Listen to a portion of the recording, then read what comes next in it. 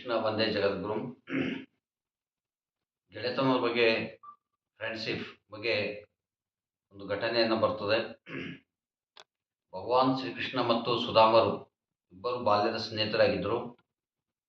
ಆ ಸಂದರ್ಭದಲ್ಲಿ ಮುಂದೆ ಬರುತ್ತಾ ಏನಾಗ್ತದೆ, ಭಗವಾನ್ ಶ್ರೀಕೃಷ್ಣ ದ್ವಾರಕಾಧೀಶ ಆಗ್ತಾನೆ, ಅಂದರೆ ದ್ವಾರಕದ ರಾಜನಾಗ್ತಾನೆ. ಸುಧಾಮ ಭಾಳ ಬಡತನ ಇರ್ತದೆ, ಭಾಳ ಊಟ ಮಾಡೋಕ್ಕೆ ದಿಕ್ಕಿರೋದಿಲ್ಲ.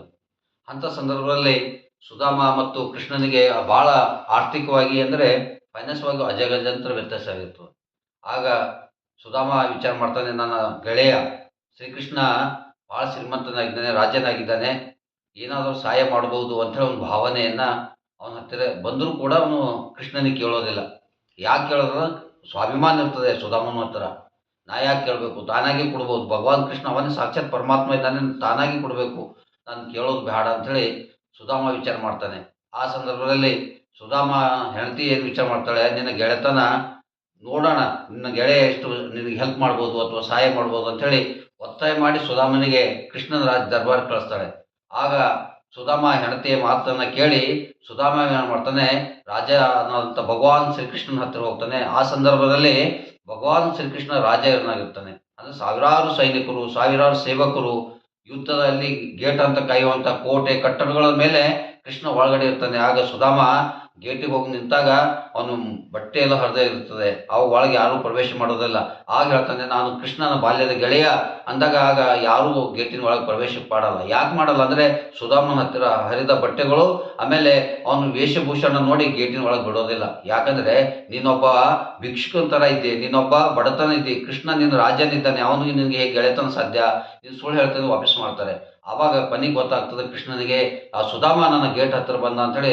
ಯಾಕಂದ್ರೆ ಅಂತರಾಮಿಯಾದಂಥ ಭಗವಾನ್ ಕೃಷ್ಣ ಸುಧಾಮನ ಭಾವನೆಗಳನ್ನು ಅರ್ಥಕೊಂಡು ನೇರವಾಗಿ ನನ್ನ ಗೆಳೆತನ, ನನ್ನ ಗೆಳೆಯ ಬಾಲ್ಯದ ಗೆಳೆಯ ಅಂಥೇಳಿ ಕೃಷ್ಣ ರಾಜ ಇದ್ದರೂ ಕೂಡ ಏನಾಗ್ತದೆ, ಪರಮಾತ್ಮ ಅಂತರಾಮಿ ಅವನಿಗೆ ಗೊತ್ತಿತ್ತು ಏನಂತ ಸುಧಾಮ ಗೇಟಿನ ಹತ್ತಿರ ಬಂದ ಅಂಥೇಳಿ ಓಡ್ಕೋತ ಬಂದು ಕೃಷ್ಣನನ್ನು ಸುಧಾಮನ ಅಟ್ಟಿಕೊಂಡು ಏನು ಮಾಡ್ತಾನೆ, ತನ್ನ ದರ್ಬಾರವನ್ನು ತೆಗೆದುಕೊಂಡು ಹೋಗ್ತಾನೆ.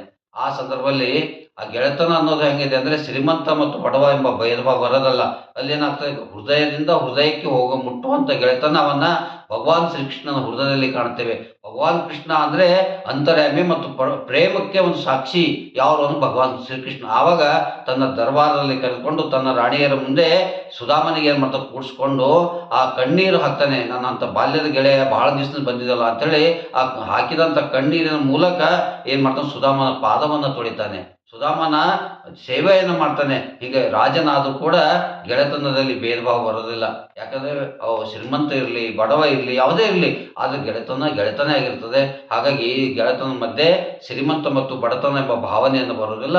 ಗೆಳೆತನ ಅಂದರೆ ಎರಡು ಹೃದಯಗಳ ಮಿಲನ ಅಂತ ಹೇಳಿ ಕರಿತೇವೆ. ಹಾಗೆ ಪ್ರೇಮ್ ಸೇ ದೂಸರನೇ ಇತ್ತ, ಗೆಳೆತನ ಅಂದರೆ ಏನು ಅಂದರೆ ಒಂದೇ ಹೃದಯದ ಎರಡು ಮುಖಗಳು ಅಂತ ಹೇಳಿ ಕಾಣ್ತೇವೆ. ಹಾಗೆ ಭಗವಾನ್ ಶ್ರೀಕೃಷ್ಣ ಪರಮಾತ್ಮನಾಗಿದ್ದ, ರಾಜನಾಗಿದ್ದ, ಆದ್ರ ನಂಬಲ್ಲಿ ಏನಾಗಿತ್ತು ಅಂದರೆ ಒಂದು ಕಳಕಳಿ ಹೃದಯವಾಗಿತ್ತು. ಆ ಮಿತ್ರಕ್ಕೆ ಒಂದು ಸಾಕ್ಷಿ, ಮಾಡೆಲ್, ಫ್ರೆಂಡ್ಸ್ಗೆ ಒಂದು ಮಾಡೆಲ್ ಯಾರಾಗಿದ್ದರು ಅಂದರೆ ಶ್ರೀಕೃಷ್ಣ ಮತ್ತು ಸುಧಾಮರಾಗಿದ್ದರು ಎಂಬ ಭಾವನೆಯನ್ನು ಇವತ್ತು ನಾವು ಮಹಾಭಾರತದಿಂದ ಇಲ್ಲಿವರೆಗೆ ಆ ಘಟನೆಗಳನ್ನು ನಾವು ನೋಡ್ತೇವೆ. ಒಂದೇ ಜಗದ್ಗುರು. ನಮಸ್ಕಾರ. ಜೈ ಶ್ರೀಕೃಷ್ಣ.